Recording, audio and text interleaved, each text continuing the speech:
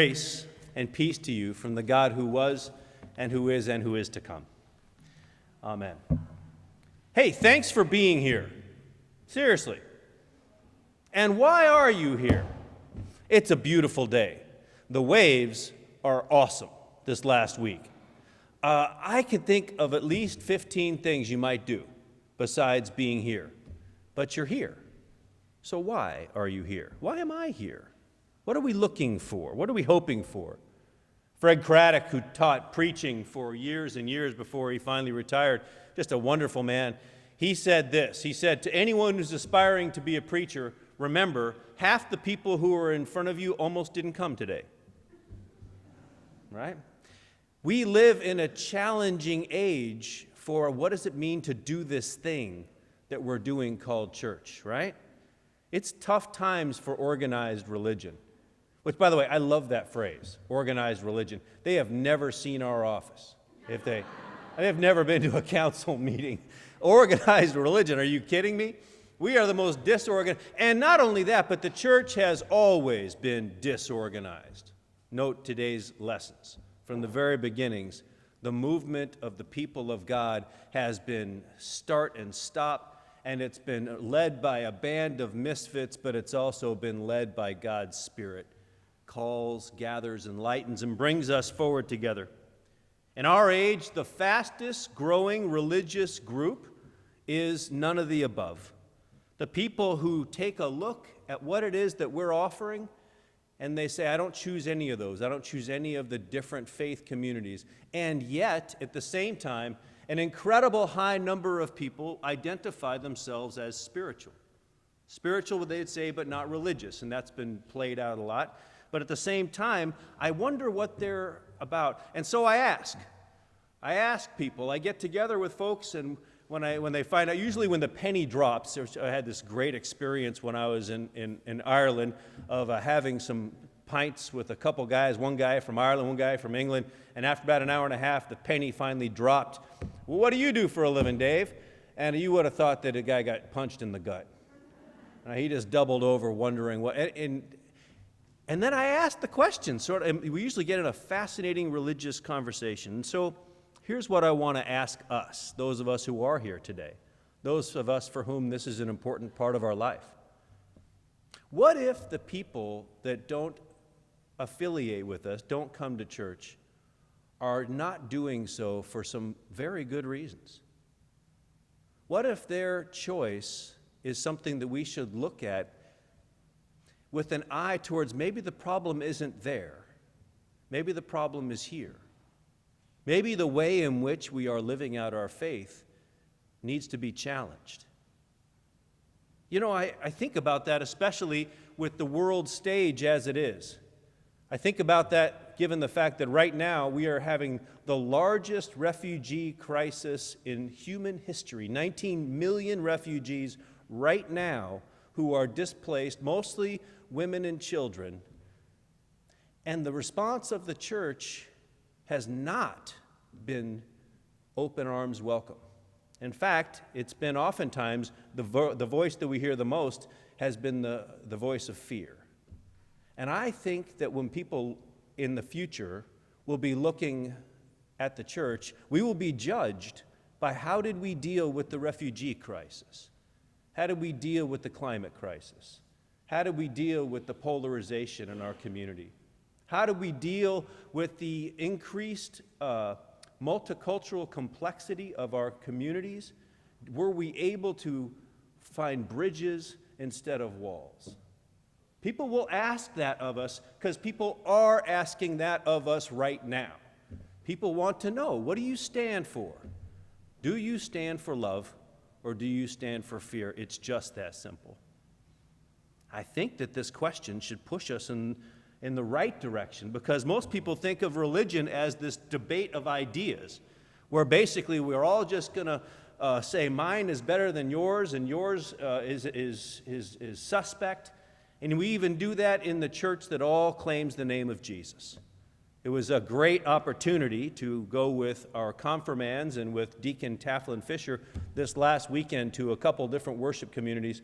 We went up to the Islamic Center on Friday, and were graciously welcome to participate in their Friday prayers. And then yesterday we went to the Torah reading service over at the Orthodox synagogue that's on Gresham Street. And that experience was great. Most of the time we didn't know what was going on, right? We had no idea. But not knowing what's going on is what anyone who visits this place is going to have that experience at some level. And what I want to say is, if you don't get it, let us help. Let us explain ourselves, and let us also do it in a way that is true to our core values. What is the church? Well, here's the thing, what I want to say. We often think of the church as the structure, the institution, but it is not that. It includes that. It is something else. The church, first and foremost, is not a building.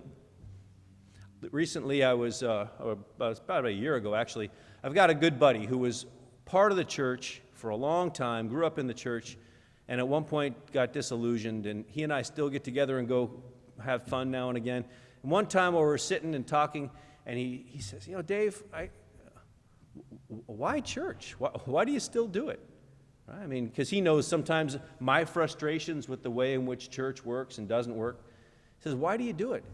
And I looked at him, I had to be honest and just say, because I still believe in it. I still believe in the power of the gospel, first and foremost, and I still believe that the church is the best hope for bringing the values that our country and our society need to bear. It's one of the few places where people of different generations get together. It's one of the few places where we sing together. It's one of the few places where we are confronted on a regular basis with what we hold true, because we get it warped. And so I need the scriptures and the community to bring me the capital W word of Christ that says, it should be that bumper sticker I saw, don't believe everything you think. All right? Because some of what you think is just dead wrong. And we need the outside voice, and the church is where that happens. But the church has also been co-opted at times by culture. And so we think of it in this consumer culture like a product to be consumed. We even use that sort of vernacular in terms of like church shopping. And I get it. I understand when you're trying to find a community that fits. I'm not saying that's a bad thing to do. But I do think that we don't consume it, really. If we think about it that way, we'll never actually get to what church is supposed to be, which is a community. It means that when the hard times come, I'm here with you in the hard times. And when things are fat and happy, I'm here with you when things are fat and happy. It means that I'm going to work it out with you even when we completely disagree. It means that I'm going to be committed to this struggle, because it's in the struggle that I'll find my faith. You see, underneath all the stuff, underneath all the challenge, is this treasure, this pearl of great price, the adventure of faith. I want to be clear about something. Faith is the opposite, oftentimes, of certainty. It doesn't mean that I have every answer all the time. I was commenting with someone just this last week who was having a struggle in their life, and they were saying, with all that's happened to me, I feel like I'm just so angry with God, and so I'm losing my faith. And my response was to say, look at all the people in the Bible who get angry with God. That's how you express your faith. God can handle your anger. God can handle your doubts, your frustrations. God can handle anything that we can dish out, and that process of not knowing sometimes is the process of working out our faith. Well, let's take a look at our scriptures today and see what gems and treasures they have to offer us about this process. Jesus is walking along on the Sea of Galilee, and he sees fishermen. I didn't understand this until it was explained to me by a theologian named Ched Myers, but fishermen along those shores had for generations just operated the fisheries and protected them like a lot of indigenous people do around the world. But when the Roman Empire took over that part of the world, they claimed that fishery for them. So that meant fishermen had to go get a license to be able to fish, and a significant amount of fish had to be sent on since it was a delicacy. Galilean fish was considered a delicacy back in the rest of the Roman Empire, and so they had to overfish, and they also didn't receive the wages that they normally have been experiencing. They had to give a lot of it to the empire. So now, hear what Jesus says. He goes and he sees fishermen, and he says, "Are you frustrated? Follow me and I'll make you fish for people. You can be part of something so much more." Jesus invites these fishermen to reach their potential. He doesn't call them to be other than fishermen. He calls them to fish for something more noble. Jesus, when he calls us to follow him, he always wants us to be our true selves.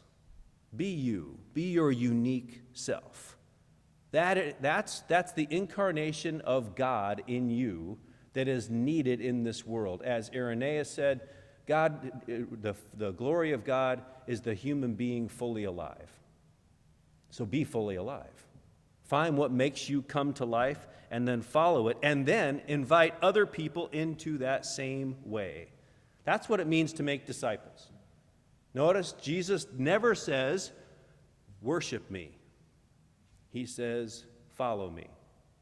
Now, and throughout a lot of history, we've chosen worship because that's a lot easier than following, especially this guy. And then he goes further on to say, and then make other followers. People who are liberated from the systems that enslave, people who are liberated from an image of God as the eternal punisher, people who are liberated to be brothers and sisters with their neighbors in a new and exciting way. Make those people who are finally able to throw off the shackles of all their conformity and just be themselves and to dance in the sunlight together. That's a community. That's what we're called to be and what we're called to call other people into.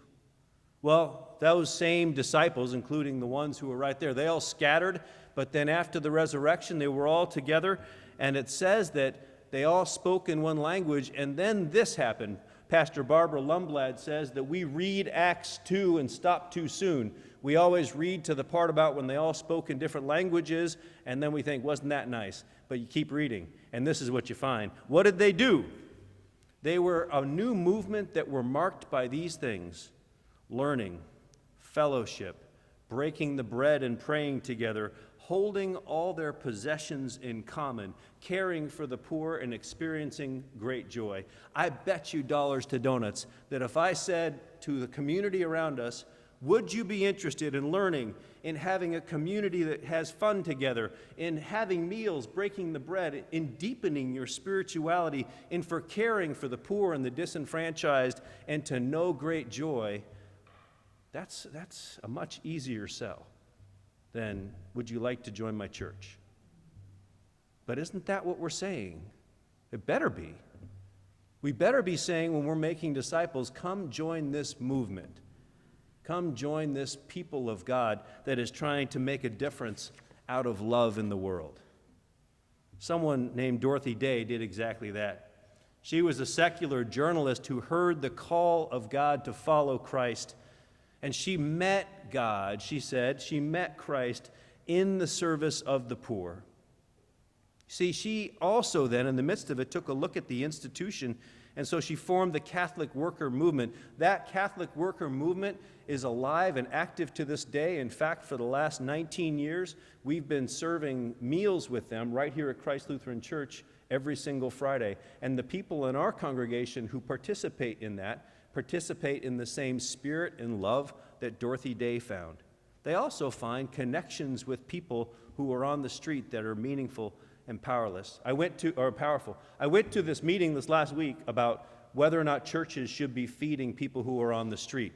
There's a question in Pacific Beach about whether that's a good idea or a bad idea. And the neighbors who are having some concerns about that have very valid points about how it impacts the community. That I want to acknowledge that.